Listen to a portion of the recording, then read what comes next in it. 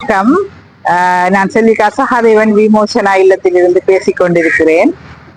இன்றைய காலகட்டத்திலே இந்த வெள்ள அனர்த்தம் வந்து அநேக உயிர்கள் உடைமைகள் எல்லாம் காவு கொள்ளப்பட்டிருக்கிறது.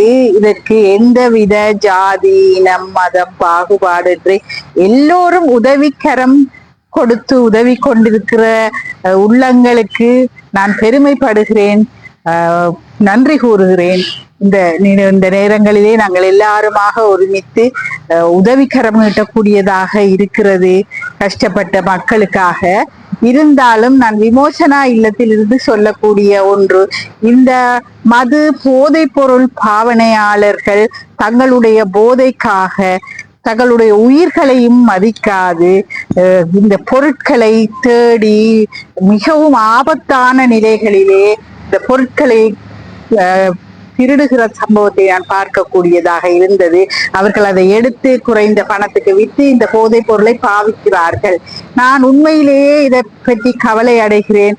அவர்கள் பெறுமதியான உயிர்கள் இந்த விபத்துக்களை தேவையில்லாமல் போய் சந்தித்துக் கொள்கிறார்கள். பெறுமதியான உடல் அவயவங்கள், தலைமயிர் தொடக்கம் இருதயமா சிறுநீரகங்கள், கண்கள், காது எல்லாம் இறைவனால் நமக்கு கொடுக்கப்பட்டிருக்கிறது. எல்லாமே செயற்கையாக இப்போது வைத்தியர்கள் கோடி ரூபாய் லட்சம் ரூபாய்களை கொடுத்து செய்து கொண்டாலும் எங்களுக்கு இறைவன் தந்த இயற்கையான அவயவங்கள் இலவசமாக இருக்கின்றது. எல்லாம் எங்களுடையது மாதிரி இருக்காது.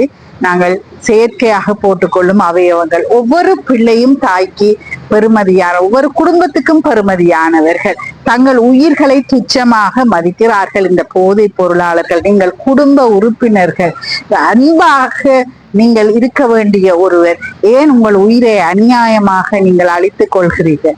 நீங்கள் சமூகத்துக்கு குடி போதைப் பொருள் விட்டு நீங்கள் சமூகத்துக்கு நல்ல மனிதர்களாக திரும்புவீர்கள் என்ற நம்பிக்கையுடன் நான் இந்த செய்தியை இன்றைய நாளில் பகிர்ந்து கொள்கிறேன். நன்றி, வணக்கம்.